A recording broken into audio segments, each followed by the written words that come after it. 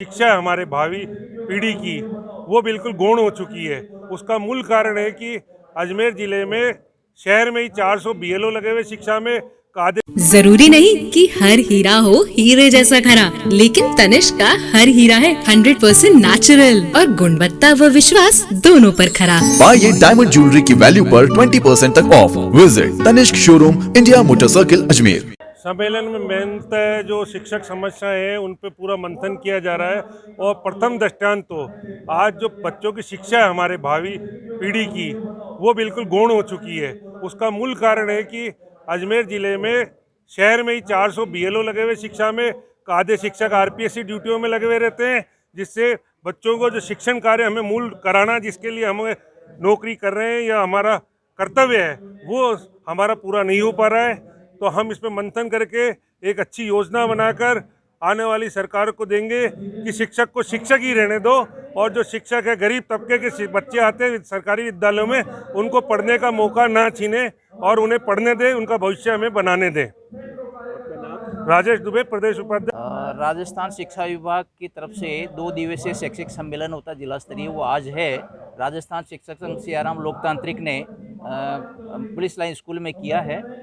असमंजस की स्थिति में ये सम्मेलन हो रहे हैं क्योंकि आचार संहिता लग गई है, तो बहुत सारे संगठन जो कन्फ्यूजन थे, हमारे में भी कन्फ्यूजन था, लेकिन जब क्लियर हो गया तो हमने 4 दिन में हमने ये पूरी रूपरेखा बनाई और आज हम यह सम्मेलन कर रहे हैं। क्योंकि आचार संहिता लग गई है तो राजनीतिक लोगों को तो हमने बुलाया नहीं है, हमारे जो पदाधिकारी हैं, हमारे शिक्षा अधिकारी हैं, उन्हीं को हमने यहाँ गेस्ट के रूप में आमंत्रित किया है। और हमारी जो शिक्षकों की जो जितनी बातें हैं, समस्याएं हैं, उनके सामने डिस्कस करके और आज हम उनको कंक्लूजन करेंगे और फिर राज्य सरकार तक हम उसको भिजवाएंगे। बहुत सारे संगठन ऐसे भी हैं जो उनके पास में कोई व्यवस्थाएं हो नहीं पाई और गलत प्रचार प्रसार कर रहे हैं कि शिक्षक कहीं जाए नहीं, वो घर के अंदर बैठ जाएं, आचार संहिता लग गई है, धारा 144 लग गई है, कहीं ऐसा नहीं शिक्षक लफड़े में पड़ जाए। तो कुछ ऐसे संगठन भी है, लेकिन हमारे शिक्षक संगठन ने पूरे जोरदार तरीके से इसको सम्मेलन को आयोजित किया है। आज आपने भी देखा है, भीड़ पूरी भरी हुई है। हम थोड़ा हमारी मांगे ये थी कि शिक्षक को शिक्षक ही रहने दो।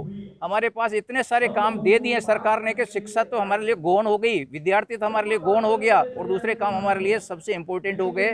हम लगातार संघर्ष कर रहे हैं कि शिक्षक को शिक्षक बना रहने दो, लेकिन बीएलओ दूसरे कार्य योजनाएं सब में लगा रखे हैं हमको, और पढ़ाने का हमारे को अवसर ही नहीं मिल रहा है कहीं पे। इससे हमारा विद्यार्थी पिछड़ रहा है। हमारा जो शैक्षिक कार्य है वो तो दूसरे नंबर पे हो गया, बाकी सारे प्रायोरिटी पे हो गया। इसी का हम आज मंथन करके राज्य सरकार को हमारी अपनी रिपोर्ट बना करके हम प्रस्तुत करेंगे। आपके साथियों का 3rd ग्रेड भी होंगे, उनका वादा सरकार ने किया था कि ट्रांसफर करेंगे, जाते जाते आचार संहिता लग गई, वो भी नहीं हो पाए। वैसे भी कई रोष कई नजर बिल्कुल बिल्कुल बिल्कुल आपकी बात सत्य है। पूरे साल भर से केवल मीठी गोली देती रही सरकार कि हम नीति बना ली है, साइन हो गए हैं, जल्दी ही करने वाले हैं, और धीरे धीरे टालते टालते टालते आचार संहिता लग गई और तृतीय श्रेणी शिक्षक जो है आज भी प्रताड़ित होकर के रह रहा, पूरे राजस्थान भर में प्रताड़ित हो रहा है।